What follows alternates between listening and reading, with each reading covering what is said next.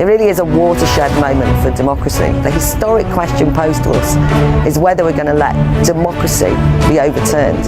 As Labour's Tony Benn once said, democracy is the most revolutionary thing in the world.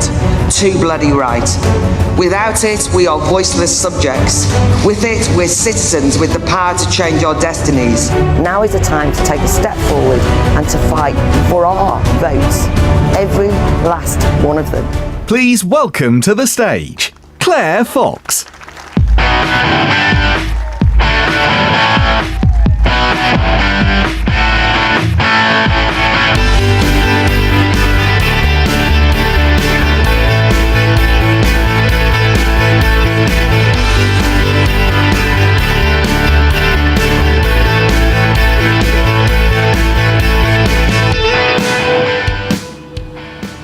It's genuinely exciting to be here. It's genuinely extraordinary, these kind of gatherings and rallies that have been put on by the Brexit Party, because we really live in extraordinary times. It's extraordinary that having mobilised millions of us to turn out for the largest democratic vote in British history in a referendum they called, our own elected politicians still seek to thwart our decision to leave the EU. It's extraordinary that in plain sight, so many MPs arrogantly indulge in scheming shenanigans and use every trick in the book to subvert our decision. They openly undermine the very idea of voting at all, declaring to each and every one of us that our vote does not count. But if they thought that they'd wear us down, if they thought they'd demoralise us, they were wrong. And it's an absolute credit to the Brexit Party. It's a credit to the Brexit Party that they are giving people a voice to shout out loudly, our votes count. Our votes count. Of course, it's also extraordinary that we even need the Brexit Party. These EU elections should not be happening. But, as they are, we need to use them to rekindle and strengthen what that original Brexit vote started. A radical shake-up of politics and a re-energising of democracy. But I also want to share some extraordinary truths that usually kept a little bit secret. My extraordinary secret number one is that the Guardian newspaper, that voice piece of the Liberal Remain supporting commentariat, is really a Brexit Party newspaper. Or rather, it should be. Why?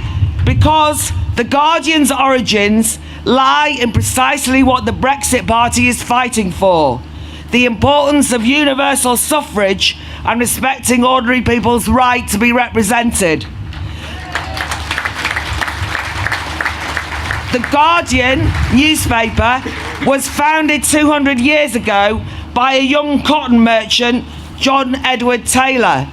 He wrote a first-hand account of the Peterloo massacre in Manchester, at which the militia charged at a huge gathering of mill workers and social reformers for daring to demand representation in Parliament. And that young man Taylor was so abhorred by what he witnessed that he set up the Manchester Guardian, committed to political change, truthful reporting and liberty. What went wrong? Why is this Guardian betraying the memory of the Peterloo martyrs, truthful reporting and liberty? But let me tell you another extraordinary secret. The Guardian has published some very important articles over the last few years. Two very important articles, significantly both anonymous, that admitted that in many professions and workplaces, you are just not allowed to admit that you voted Leave. Sadly, that is true particularly in education establishments. And I, as an ex-further education lecturer, education is my passion, so it's particularly annoying that that's happened. In one Guardian article, in the Secret Teacher series, written by a Labour supporting teacher, is a tale of our times. That teacher said that he was worried that schools had become echo chambers for a narrow set of socially approved views like voting Remain. And to quote him, he said, "I have watched teachers react incredulously, almost to the point of tears, when colleagues have tried floating a reasonable case for Brexit." Now that hardly inspires one with confidence that pupils are being encouraged to consider all sides of the arguments in our schools.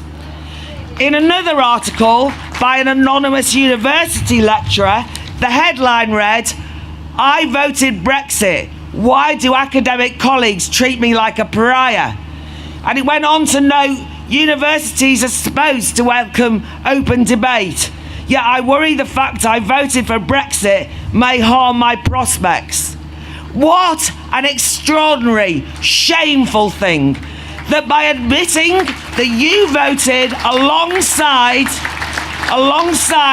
the majority of your fellow citizens, that is deemed as unacceptable. This is a new form of McCarthyism, and we should absolutely reject it. But also, this climate does a real disservice to young people, for whom education should be about critical thinking, free and open inquiry, and they are being betrayed, I'm afraid, by a closed-minded, narrow-minded groupthink. But here's another extraordinary secret. All that is changing. Secret Leave voters are coming out, and proud, in their droves. Inspired by the Brexit Party's diverse range of candidates, look, today we've got doctors, lawyers, dentists, business people, all ethnicities, all sexualities, all social backgrounds, everything. This is diversity in practice, in action, not a tick box exercise. And we're also from across the political spectrum. You've got me with my left-wing background, a free speech advocate. You've got Henrik, a Danish socialist, and we're on the same side, and I mean the same side, as Anne Widdecombe and Nigel Farage. Who'd have thought it, but really please, it's true. And I have noticed that kind of political unity is having a big impact, and actually a huge impact on many young people who we're told will not be interested in Brexit. But they can see, we can see, everyone can see that this is a radical movement for political change. It doesn't fit neatly into left-right boxes. It cuts across political parties. But we are change, and not the party that dares use that word that set itself up. We are the real change. And what's more, we have another secret army on our side. Who are they? They are many Remain voters who accept the referendum outcome. Those Remain voters, not the hardcore self-styled Remainiacs, those Remain voters, our fellow citizens, our family and our workmates, they're just as abhorred as we are at Parliament's attempts at subverting democracy.